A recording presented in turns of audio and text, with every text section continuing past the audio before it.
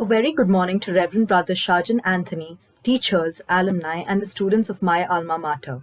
My name is Zainab Khan, and I graduated from Little Flower in the year 2011.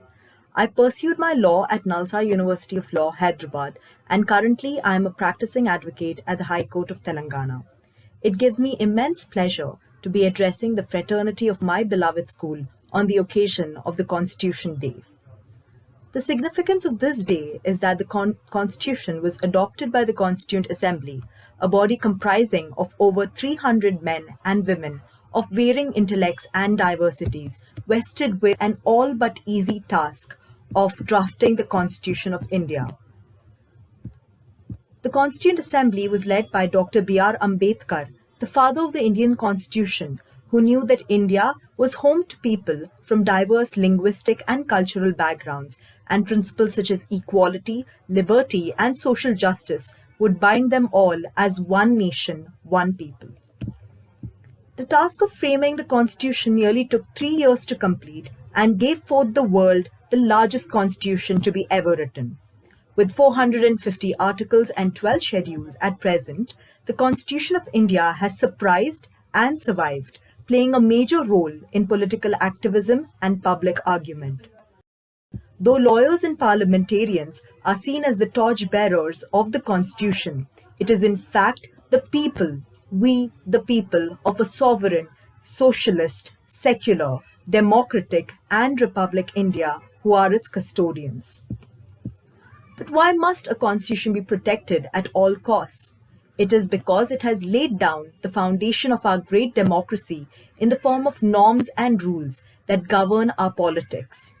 Through it, our great institutions such as the Parliament and Supreme Court have been established, and the role of our key political players is defined. However, its most crucial role is to constitute through its ability to recognize and create an identity, a vision of what it is to be an Indian. Our Constitution bestows the basic human rights, such as fundamental rights, upon all citizens, irrespective of their race, place of birth, religion, caste, creed, or gender. Under its Part 3, the Constitution guarantees to all citizens of India right to freedom, right against exploitation, right to freedom of religion, right to education and culture, and right to constitutional remedies. Apart from the safeguards provided under these rights, the state has further issued directions in the form of directive principles of state policy to guide the establishment of an economic and social democracy. We, the citizens of India, are also charged with certain duties, and failure to perform the same would be a moral and spiritual setback. The preamble has always given us a fair idea of what our behavior and what conduct is expected of us, and this was further reinforced by the incorporation of the fundamental duties in 1976. There is a fervent need for all citizens of India, irrespective of their age, to be made aware and well versed with the contents of our Constitution, because this document is of the people, by the people, and for the people.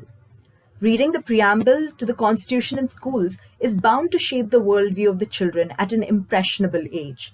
The youth of our country, who enjoy the safeguards guaranteed by the Constitution, have a fundamental duty to contribute in the process of nation building, national integration, sustainable development, and a just and knowledgeable society.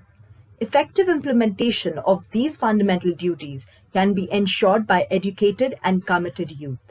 One such duty that the youth of our country can perform is fostering a scientific temper, a method of questioning, analyzing, and communicating facts in a systematic manner. In the entirety of the history of human civilization, no revolution or great change has taken place without the active participation of the youth. On this occasion of the Constitution Day, I fervently pray that we, as citizens of India, do everything in our capacity to safeguard and protect this holy book of democracy, on which our motherland strives to achieve greater heights. I would like to end with a quote by none other than Mahatma Gandhi, the father of this nation, who once said, "The true source of rights is duty. If we discharge our duties, rights will not be far to seek.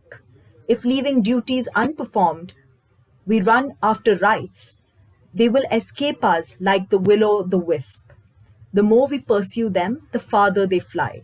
No people have risen who thought only of rights. Only those who did so thought of duties. Thank you.